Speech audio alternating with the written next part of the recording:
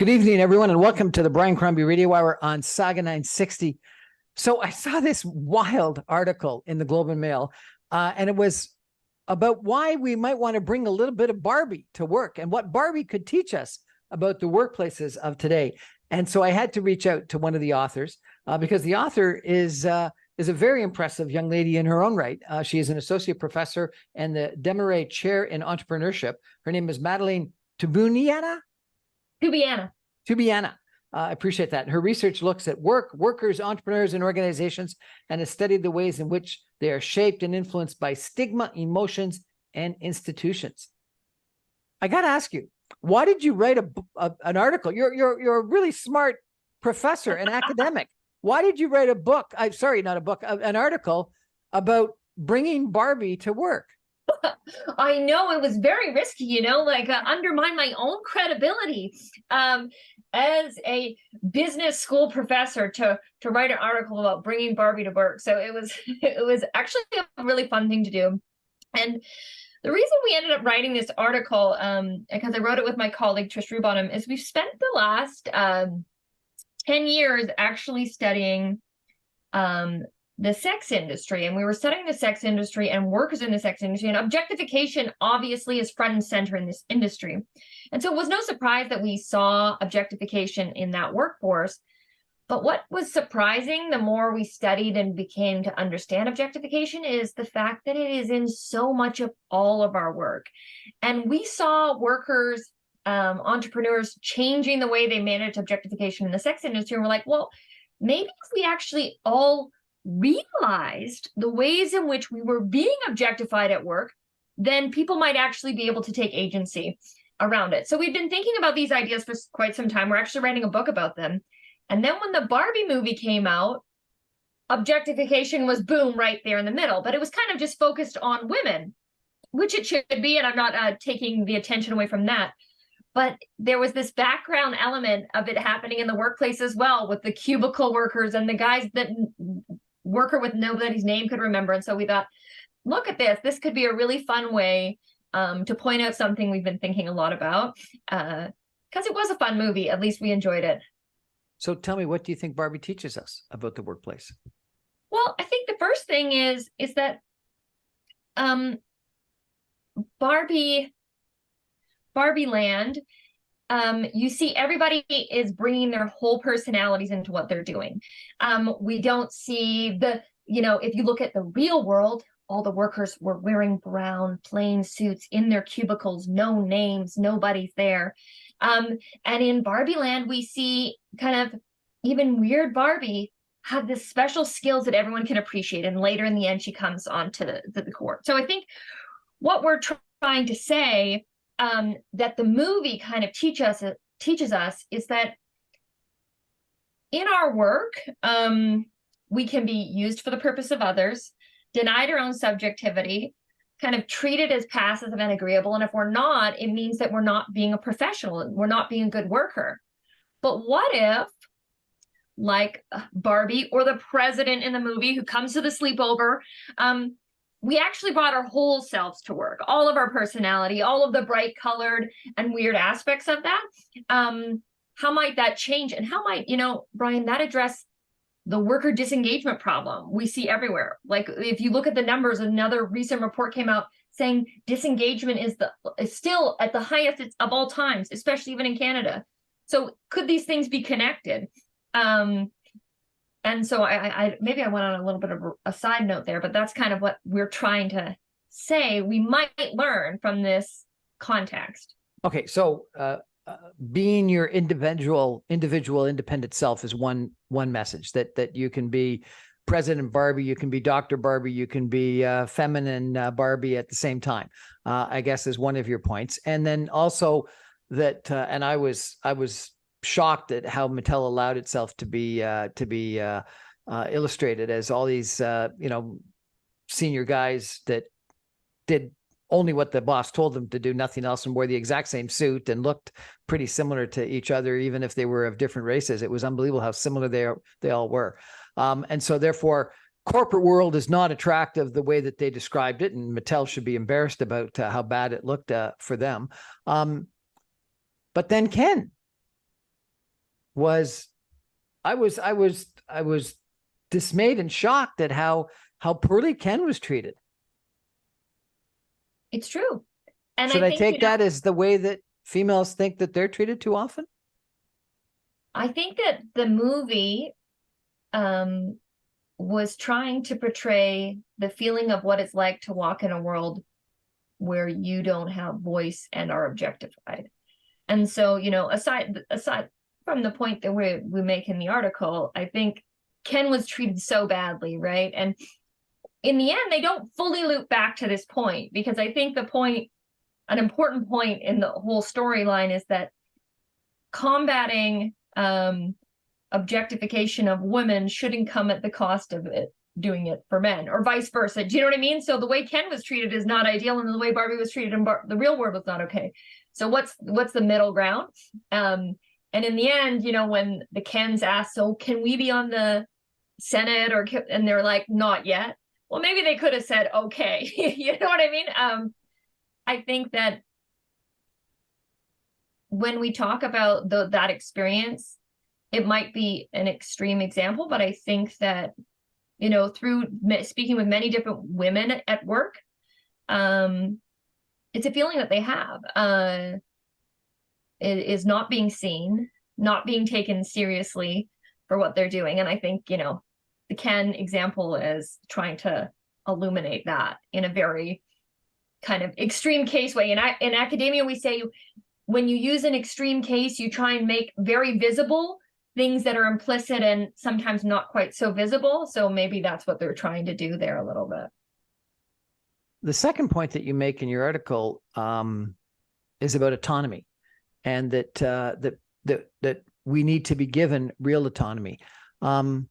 As more and more offices are demanding people return to work, is the autonomy that some people enjoyed during COVID going away? Do bosses want people come back to the office so that they have less autonomy, so that they can be more easily monitored? What's your sense? Is autonomy realistic in the work environment today?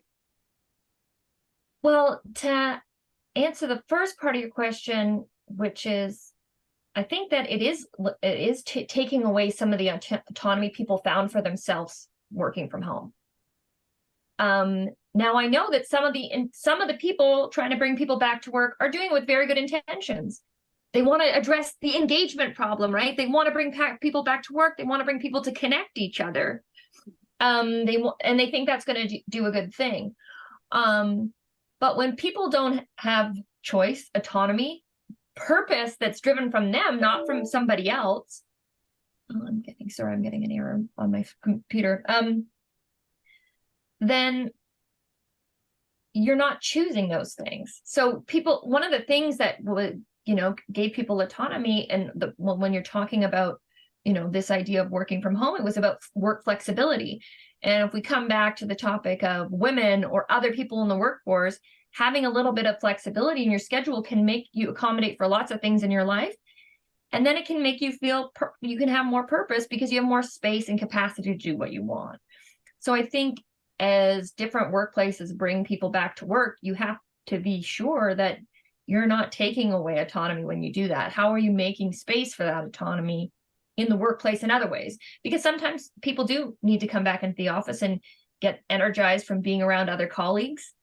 The sleepover aspect, if we're making another reference to Barbie, I don't know.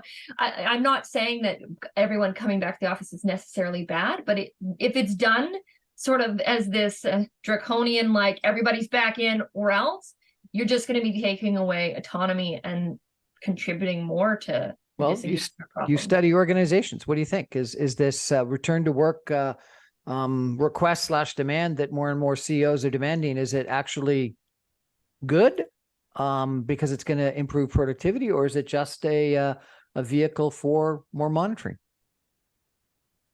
and to rob us of our autonomy? What's your sense?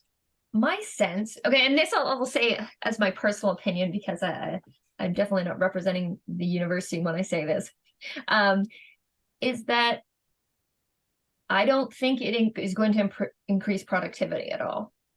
I do my best work right here. This is my home office.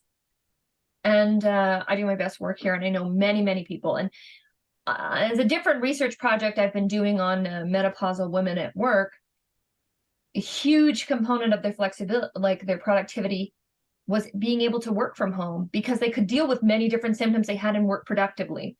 So I think forcing people back to the workplace is going to have a negative impact on productivity and morale. But I also am aware that there are reasons that bringing people to work can be beneficial as well. It can give you a sense of community. Many people were isolated when they worked from home. So I think the important thing to remember is, again, this idea of each person not being the same. You know, the cubicle, not everyone is the same. Not everyone works productively in the same way. So how do we make space for all of us, for the fact that there's differences in people in what makes them work? And can we imagine that workplaces are filled with people with different needs?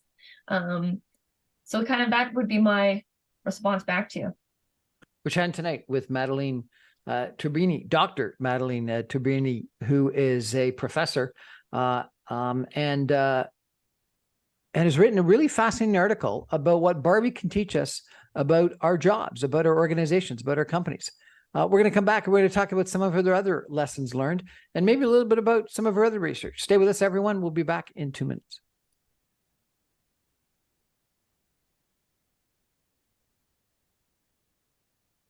Welcome back, everyone, to the Brian Crombie Radio Hour on Saga 960. Our topic tonight, I'm not sure what it is. It's Barbie, and it's what Barbie can teach us about jobs, and it's about jobs and organizations today. And our guest is Madeline Toubiana, who is a professor.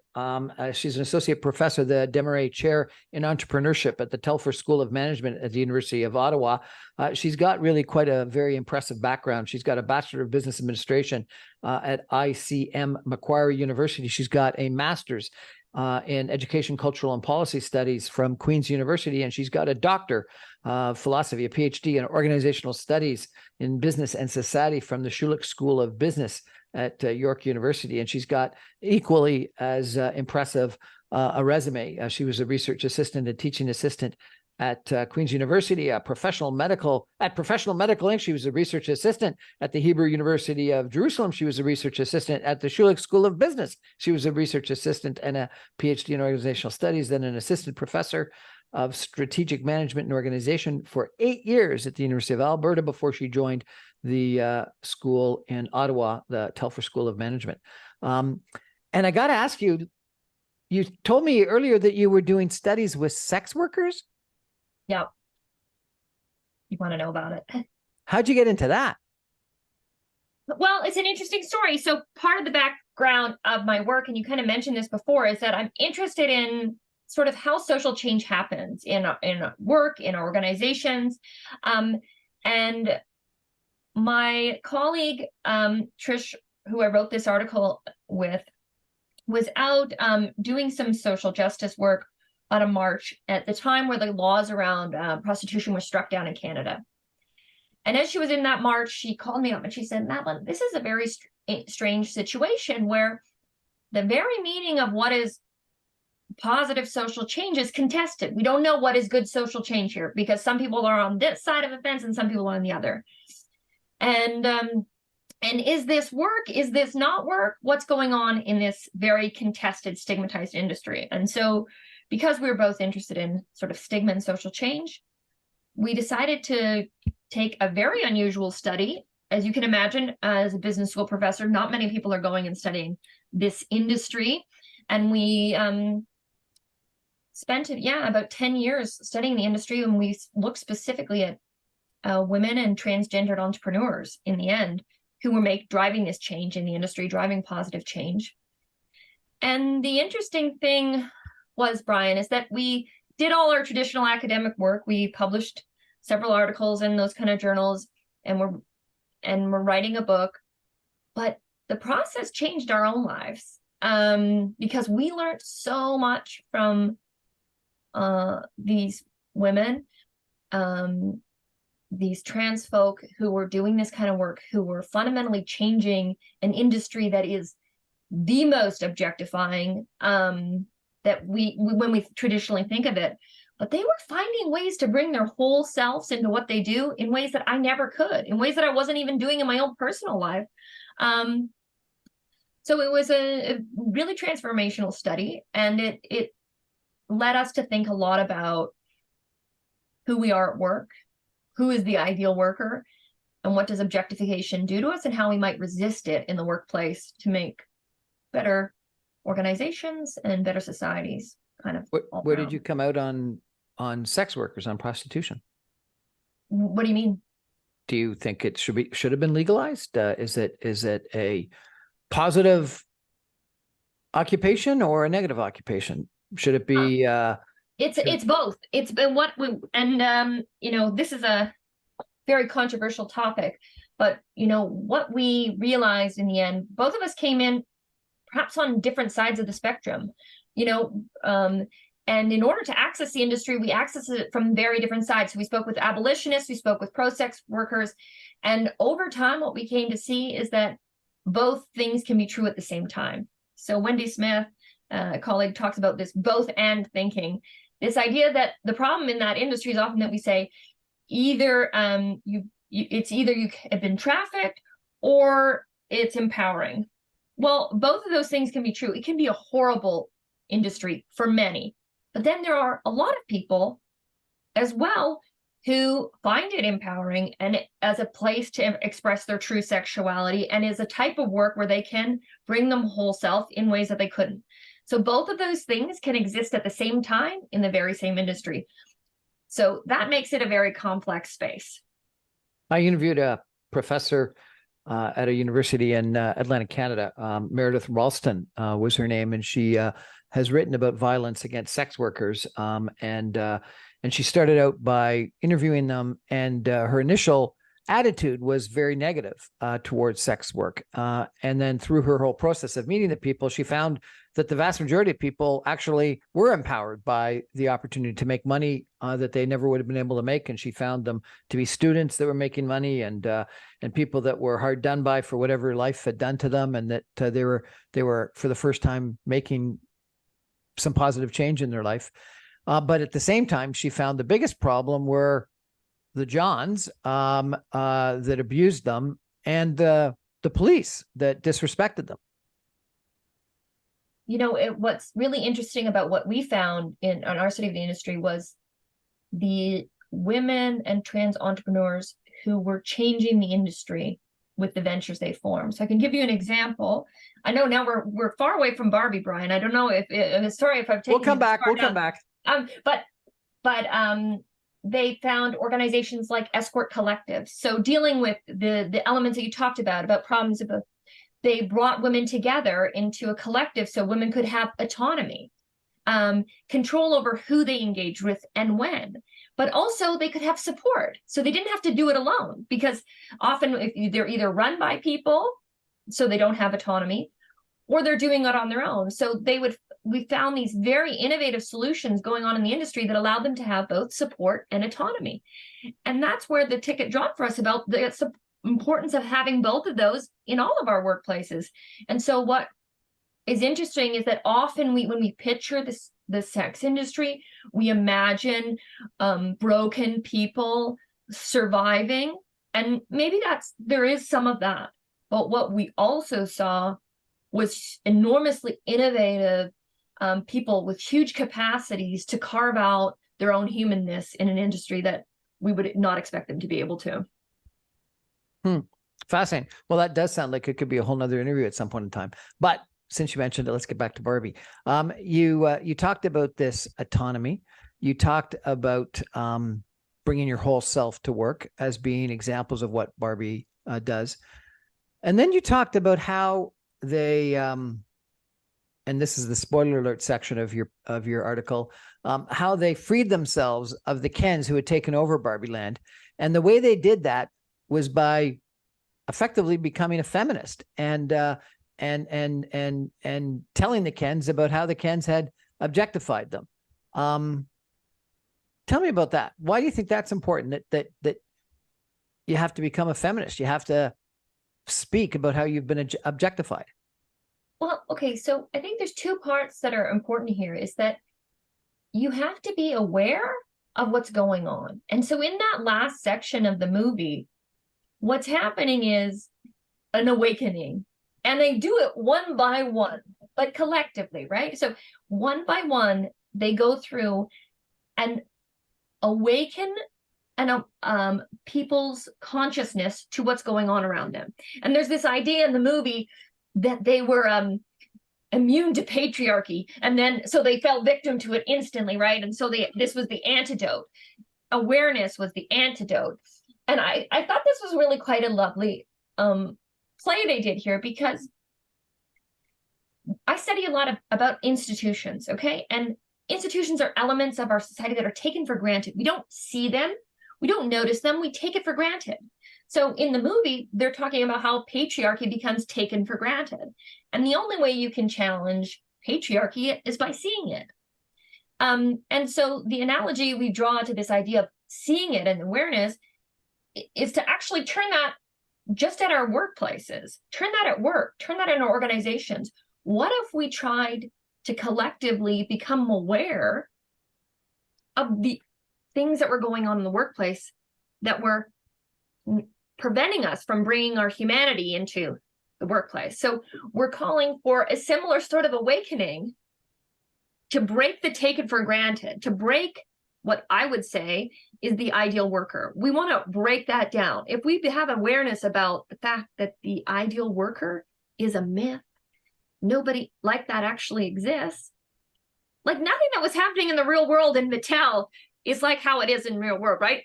People all in the same suit saying yes, yes, yes, and people without names, right?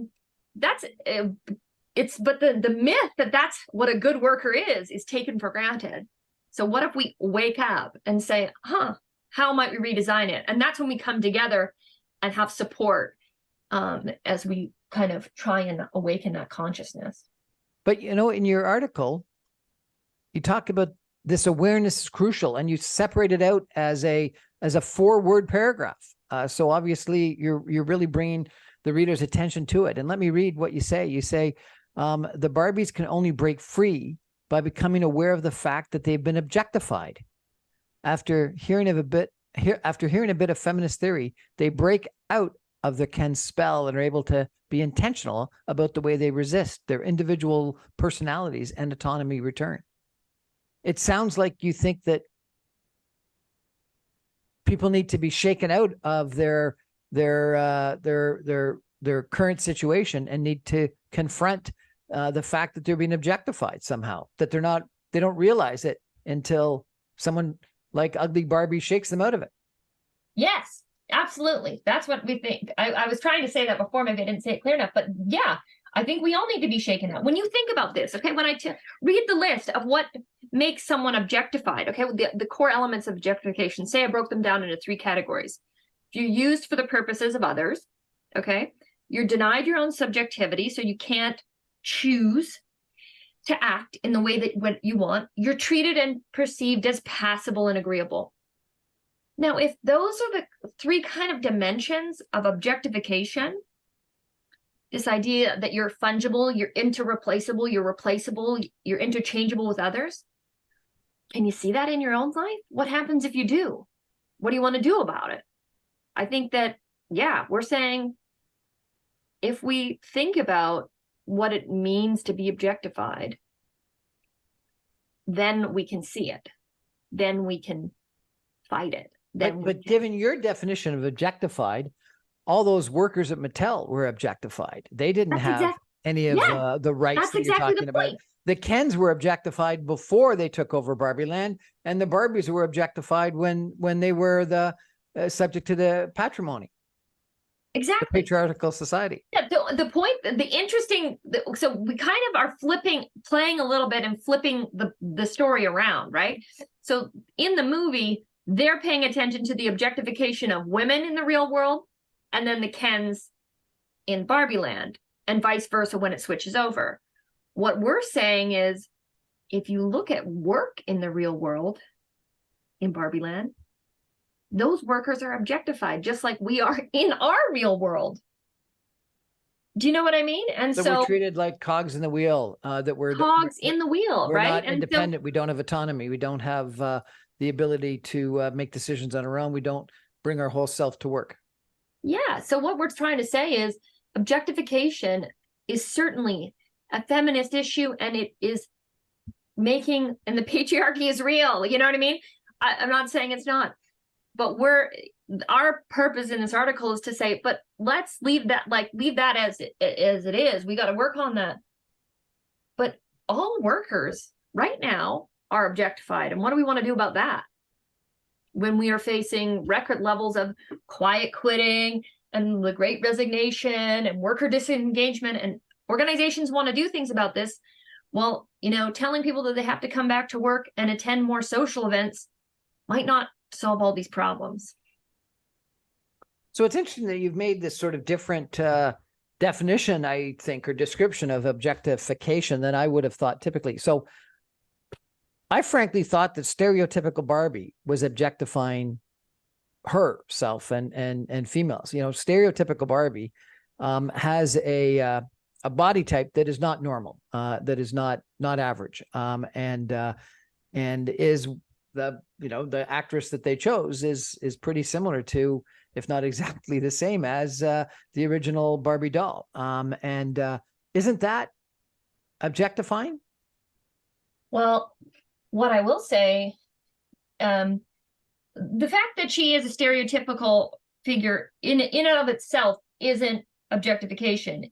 It becomes objectification when she becomes an object used for the purposes of other. So Barbie itself this is the irony. This is why me writing an article about Barbie is the biggest joke, because I thought, like you might expect, Brian, my whole life to say, I don't want my daughter to play with Barbie. See that stereotypical image? That's what she is. And she's to be played with for somebody else's pleasure. And, the classic song, "Come on, Barbie, let's go party. You can take me anywhere. You can do my hair." Like that song about Barbie, if you remember, is the classic image of Barbie, which does represent objectification, the point you're bringing. That is what we would think. So, and that's why I've resisted the idea of this epic rebranding attempt by Mattel on what Barbie is. And then we say in the beginning, is she a feminist icon now? Did this work? Well, I don't know. I can't tell you how many very successful females, executives and otherwise, that I know that were proud to put on their pink outfit and go watch Barbie and tell people, myself included, about how they loved playing with Barbie when they were young and dressing her up, and that Barbie did give them encouragement to be who they want, but also that a lot of them have said that one of the things they admired about Barbie is that she could be a woman, she could be feminine and still successful. Yeah, well, I love that perspective. And I think what the movie did was trying and reclaim the strengths of Barbie. Did they fully address some of the problematic aspects, like you asked, like the fact that her figure, what do they say, that if she was an actual person, she might fall over? Like, did it address the body image issues that may have come from all Barbies being one shape? I think it addressed that. Maybe we, instead of, well, they certainly did in regards to high heels. Yes, but they did that great. What I was going to say, but they did do some great things, like played on it with high heels. I kind of love that. And like your other female executive, I came out of the movie, I got on a pink dress, and I went out that night to a conference and said, "Here I am, Professor Barbie." I've embraced it. They tapped into a cultural narrative that working women are feeling and resonated really deeply. And they brought out the strengths about what it is to be a woman and what it can be. And I think a lot of people, that really resonated. Did they address all every issue that we have facing us under for women and in the patriarchy? Obviously not. That would be a little bit broad, but boy, they all I can say is I did really enjoy the movie. We're chatting tonight with Professor Barbie, Madeline Toubiana, is that correct? Toubiana. I apologize. I've got that wrong several times. Toubiana. She's a professor at the Telfer School of Management at the University of Ottawa. She's written a really fascinating article about what Barbie can teach us about work today. It's an interesting discussion. We're going to be back in 2 minutes. Stay with us, everybody.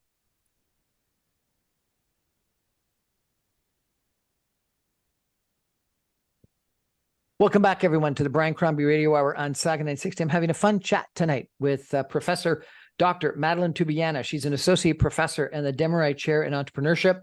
And we've just realized that she actually is Professor Barbie. And the day after, the night of her watching the movie, she donned her pink dress and went out to an academic event and introduced herself around the crowd as Professor Barbie. Dr. Toubiana, were you embarrassed to be someone who liked Barbie? Really good question. Okay, I'll answer this really honestly. I wanted to be like my dad growing up. He was a forensic psychiatrist, the ultimate professional, gave everything to work and successful. And so I wanted to be like that. So yeah, I didn't want to show my pink side once I started to get serious about work. So I would have said to anyone who asked me over the last 15 years, Barbie, no way. No way. I don't even want my daughter to play with Barbie. And I think that's because it meant that I couldn't be the ideal worker that was, masculine and wasn't like that. And I think the movie was fun for me because it allowed me to find voice to do the very thing I'm asking and saying we all should do, to bring your whole selves into work. I can wear a pink dress. I can be Professor Barbie and be just as serious and just as accomplished as if I wear, the black dress. So I think that is kind of the point we're saying in the article, and one that I'm trying to tell myself too. Well, a lot of people wouldn't think someone with long, curly blonde hair could be a very serious professor. And so obviously you felt comfortable in your own skin. Got to get there somehow. The statue on your desk beside you is of a young girl lying down on the beach reading a book. It's pretty feminine. It was my dad's that he bought to remind him of me, because I used to love to read so much. And he passed away a couple years ago. Sorry to hear that. Yeah, so I have this little statue here, and that's his portrait in my backdrop if people are looking. And it's kind of my homage to my dad in my office. But it's also a reminder of who he saw you as. That's true. That's beautiful. And that I can be playful and youthful and feminine and still love to read. Okay, so you thought that the ideal worker had to be masculine. So what is the ideal worker? And what is the problem with the existing definition of the ideal worker for work and organizations? It's a really important point. So the ideal worker image, and there's been quite a few scholars who've, written about this, is basically this definition of the most desirable worker. They're totally committed to and always available for their work. The job comes above family, above personal health, above your own needs. And so the ideal worker is like this. It also has traditionally been associated with masculine qualities. And so when you talk to many, when I have talked to in my research, women, different people from different cultural backgrounds, ethnicities, they're always feeling like they fall short of the ideal worker. But the thing is, the ideal worker isn't just a problem for women, it's a problem for everyone. It's a myth. There is no ideal worker. Each of us is human, and nobody, the famous organizational psychologist Adam Grant writes in blogs about this all the time. If you have to give everything up to be seen as a good worker, that's a toxic workplace. You can't do that. You need to have your health. You need to have time to decompress, and you need to support your family. We're all complex humans, and the ideal that we should sacrifice that all for work is a narrative that is is long dead. It's proven that it causes worker burnout. It doesn't increase productivity. But some of the best times when you think, guess what? They're in those quiet moments when you take a walk, when you take space. You can't be on all the time just for work. It doesn't actually increase productivity. It harms it, and it harms the people in it. So, my call is, let's break up the ideal worker myth. Let's break down that image and start to realize there is no ideal worker. There's just humans at work. Okay, so let's try to break into some of the peel the onion, as they say, on some of these issues that you raised. I was in an interesting discussion with someone recently when we talked about, do you want to have an organization that has work-life balance? The retort that someone gave me to that objective was, I also don't want 9-to-5ers. So what do you want? Work-life balance or not 9-to-5ers? What's the difference between those two things? Well, some people think a work-life balance means that you leave at the end of the workday and you turn off your cell phone and your email and you don't have to answer. People that say they don't want 9-to-5ers is they want people that are available all the time. Well, I think that if we expect people to be available all the time, you're going to get less of them, because nobody can give you everything all the time. It's an impossibility, because we can't, and you will get less of them, and then they will burn out or disengage. Again, I keep coming back to this disengagement factor, because we're looking at over 60% of the workforce is either quiet quitting, they call it, or forcefully quitting. They don't want to be there. Why is this? Because you can't give everything all the time. There is no ideal worker. If you want someone who gives you everything every minute of the day, you're not going to get the best version of that. Now, that doesn't mean that people can't have flexible work hours. So I might be doing an interview for work tonight with you, but maybe I find time to catch up. So I don't think that everybody has to be a 9-to-5er. I don't think work balance only looks like 9-to-5 for everybody. But I think this goes back to this idea of flexibility, of autonomy. Can people carve out time? What is your time for yourself, for your family, for your health? If you don't have time to go to a doctor's appointment, you end up dead. Do organizations really want people that are that have their own autonomy? I think some of them sure don't. They don't. I think some of them don't. And what happens in those type of organizations? They lose workers. Their workers are disengaged. They're quiet quitting.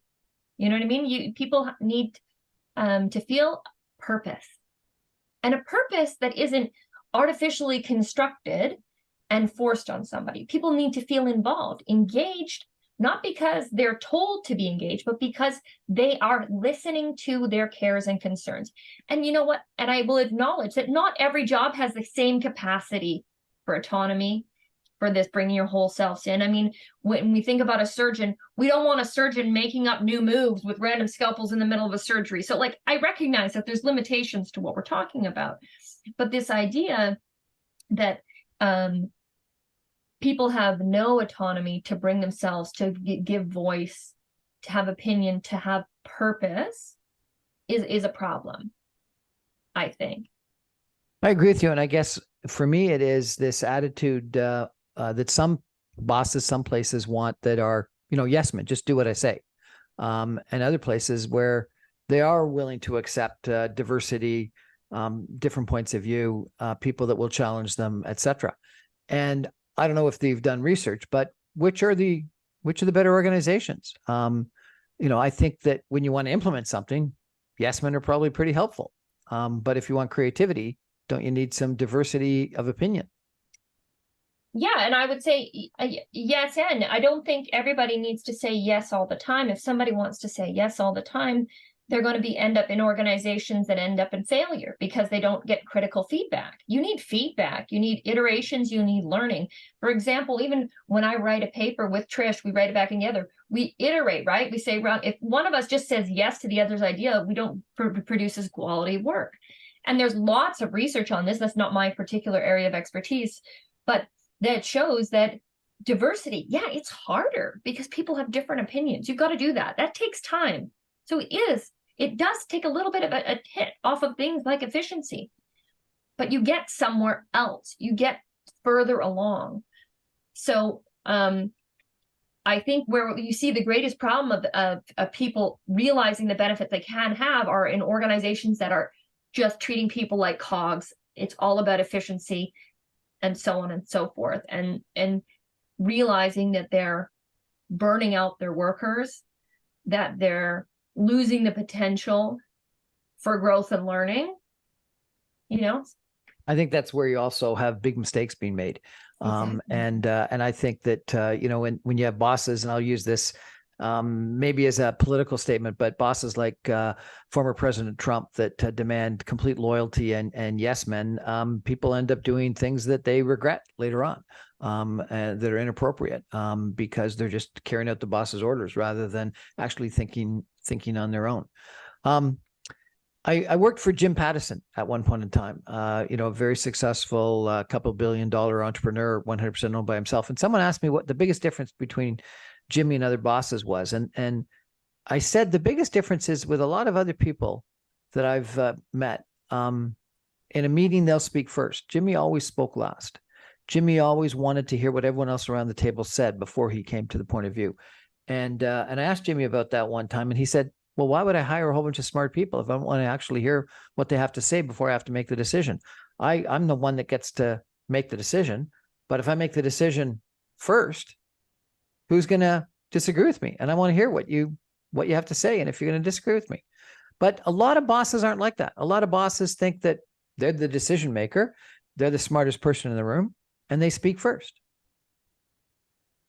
To them, I would say, this poem that I learned, my dad made me memorize when I was 10 years old, okay? There was an old owl who lived in an oak. The more he listened, the less he spoke. The less he spoke, the more he heard. Why can't we all be more like that wise old bird? You got to listen. You got to listen and engage. If you don't, you're exactly what you said. You're missing the opportunity. What a great poem. I loved the article. Did you get any blowback from people saying, why did you write an article about Barbie? Sure. And I think somebody wrote a comment that said, Barbie's just a doll. And you know what? Exactly. Barbie is just a doll. But we're all humans living in the real world. And we need to look at ourselves. We need to look at our organizations and our workplaces. And if Barbie's the doll that can get people to pay attention to this topic, I'll use her. We're going to take a final break for 2 minutes and come back with Professor Barbie and ask her for some concluding comments on where she thinks this is all going to go from a work standpoint. Stay with us, everybody.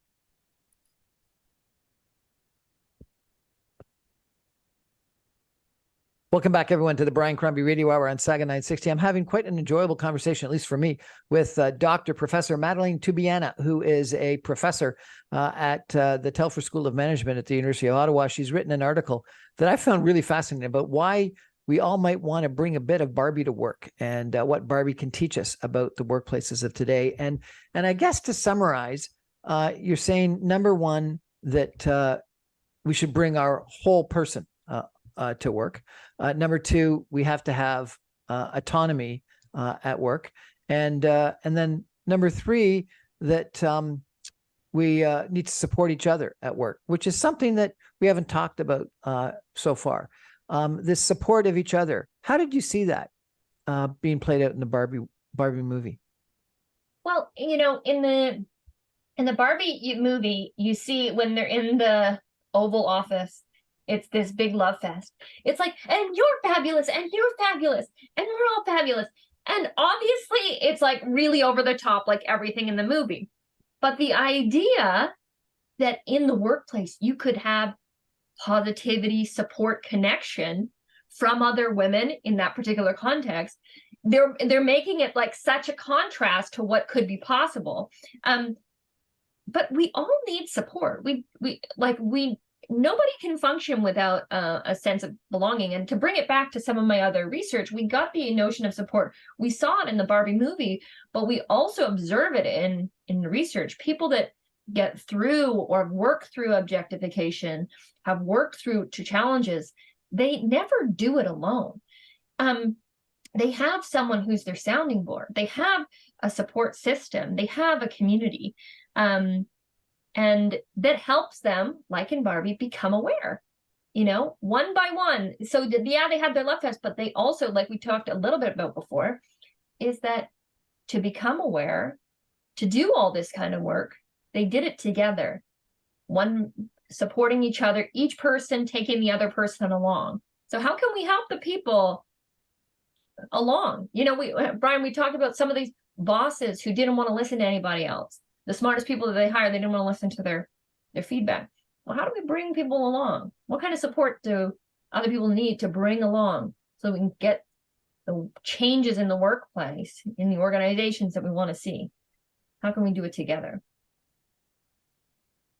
One of the things that we've sort of touched on, but several people that I've spoken to that saw the movie, several females that I've spoken to that saw the movie, said that what Barbie told them is they could be a feminist and feminine at the same time. You can be. And I think that that's something a lot of women, certainly of my generation, were told we couldn't. We felt like we had to fight and suppress our femininity to be taken seriously. And I think that still happens in the workplace. But like I said, I donned my pink and embracing being a strong professional woman who can wear her curly hair down. Our prime minister got ridiculed by a lot of people for posting a picture of him after the Barbie movie with his son, both wearing pink. Is that inappropriate? I don't know the context of why people were criticizing that, but I feel like he should have the autonomy to wear pink if he so chooses, and so should his son.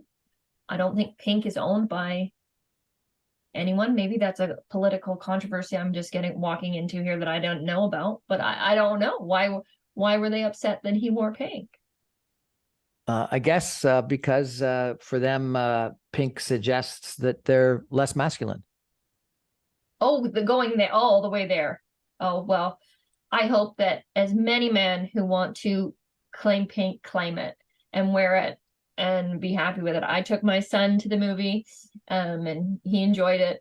I think that we want a world that is comfortable for everybody. You know what I mean? We don't need a Barbie land in its original form, and we don't need the real world in its original form. We need a place where all of us as humans are accepted for the whole selves that we are. I think one thing that we also haven't talked about is the ostracization for a while of Ugly Barbie, but who then becomes one of the key people in reclaiming Barbie land. Yeah, I like that arc of the story, how they call her Weird Barbie, and because she's different, and but they all secretly know her value all along, right? They all knew that you needed to go to Weird Barbie if anything goes wrong. So this is about how we get to awareness, is that this idea that we all know that weird is where being different is where we can make progress, move things forward, but anyone's afraid to claim its worth, right? And then through the movie, they bring in Weird Barbie, and then, she has a place. And that's kind of one of the things we talk about here, is that we don't need to hide Weird Barbie's merits. We need to say, hey, let's own it. We all have got a little bit of Weird Barbie going on, and it's the value. The story wouldn't have happened without Weird Barbie's weirdness, right? She has the knowledge. Our differences are where the knowledge resides. We don't want to bury it. Wonderful article. Great conversation. Thank you so much for joining us tonight and talking about Barbie and how we all got to bring our full selves to work, how we got to be autonomous and have autonomy, and how we got to support other people, and how we got to be happy wearing pink, and we got to be happy being feminine and feminist at the same time. Really appreciate it. Thank you. Thanks for having me, Brian. It was fun to talk. That's our show for tonight. Thanks for joining us. I remind you, I'm on every Monday through Friday at 6 o'clock on 960 AM. You can stream me online, even from Ottawa, at www.saga960am.ca. All my videos are available on YouTube or LinkedIn or Facebook or Instagram. And all of my podcasts are on SoundCloud, Apple, Audible, Speakeasy, etc. Thanks for joining us, everybody. Good night.